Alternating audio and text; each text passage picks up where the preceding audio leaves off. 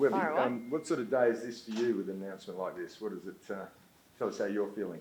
Yeah, really excited for just a normal day, to be honest. Do this, go into a couple of meetings, and then catch up with some of the players, which is always really pleasing, and set the goal for tomorrow morning's training.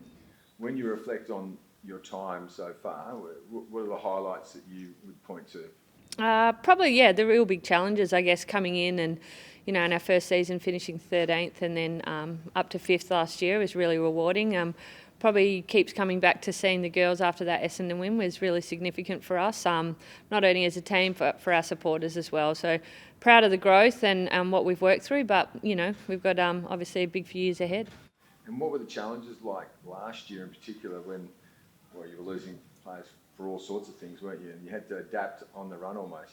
Yeah, I truly believe that most of our growth does come from those challenging moments, and that happened last year.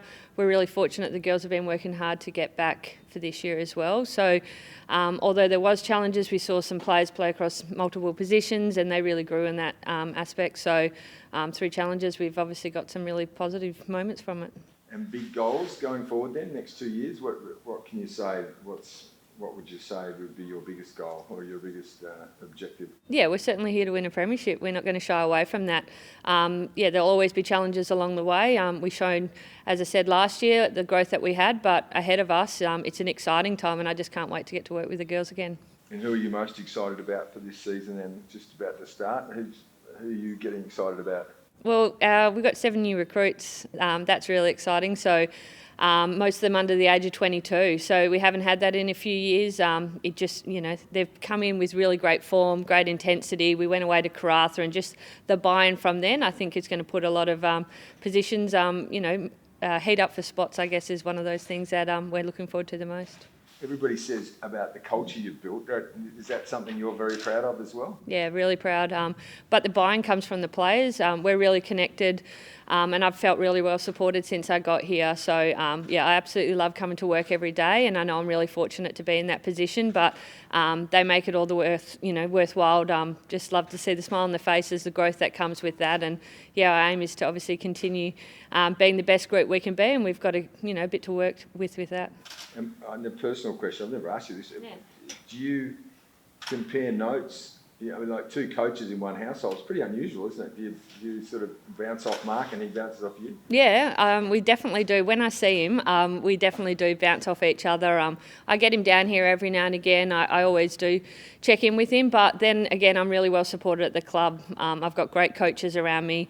Cam Shepherd's been a massive supporter of me and obviously Joe and Simon as well. They've got great belief in what we can do. So I'm really proud of that. But sometimes, yes, it is a good little conversation as well. But there's also times in which we certainly don't because there's so much football going on in both of our lives. I hope that's all for me, Liv. Obviously, you kind of touched on it before, but a huge change from finishing 13th in 2023 to 5th in 2024. What do you put it down to clicking last year? That buy-in mentality, with key players, obviously being injured, that does come with challenges, but we saw some real growth as well, and that's probably the biggest thing for us. And, those 3 players essentially that get to come back into this team, it's going to be challenging for spots, and the girls are working really hard on improving. We've had a massive off-season as well, and those challenges, I think, are going to set us up really well for this season. Now, we know the fixtures for this season were released recently, with Fremantle set to face every side that finished within the top 8 last season.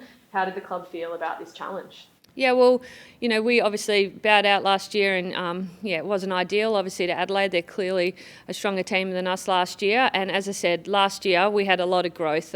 We were missing some players and I thought we improved based on that. Now with this, we want to beat the best. And to be able to beat the best, we've got to verse them week in, week out. There's not a lot between from us last year, 5th and 13th and 14th. So for us to be able to come up again against them, especially in the early rounds, is really exciting. And I think, getting to finals, we'll know what we're up against because we versed them early on in the season.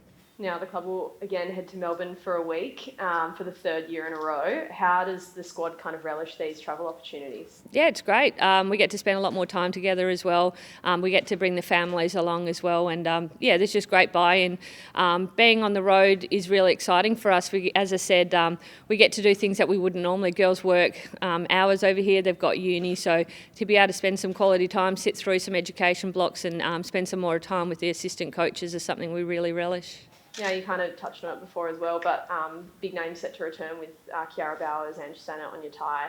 How exciting is that for the club? Yeah, it's really exciting. They before they even step foot on the oval, the work that they do to try and support their teammates is exceptional. So having those three back as leaders, being on the oval is it's actually incredible. Just the small things. I mean, Turbo, let's not shy away. She's had a baby and she wins the time trial. Like, it's absolutely incredible. And the standards that those three create is why they're great leaders of our club. And when Joe announced it to the players, what was that like? Yeah, it was good actually. I didn't know how it would go. No, I was obviously. They were wondering what was going on, but for them to be so happy obviously means a lot to me. We're really connected, as I say, but it's exciting news for me, but also that we get to stick together. We're a big family here, and that's part of it. And just going back on Kiara, I mean, we should extrapolate on that. That is quite extraordinary that she comes back and goes bang. There wouldn't be too many women who could match that. The dedication and the goal setting must have been incredible. Yeah, and we talk about connection and we're really close, and the reason why is we just got to find ways to make it best work for both. If she's here at the club, I want her to feel really well supported, and I feel like we can have really great conversations about that and how I can best support. Obviously, she's got to feed the baby, she's got to go home, she's got Nate and Luca now, and it's a tough juggle, but I feel like I'm experienced in that department to be able to support her through it. But once again, the standards that she leads by is incredible. It really is, and we're really lucky to have her back playing, and I know the players love to play with her as well. She's famously tough. You haven't seen any sort of softening off either, have you? No, she regularly tackles me and she thrives off that, and when she does, I feel it for the next 2 weeks. So there's absolutely no softening of Kiara Bowers, that's for sure.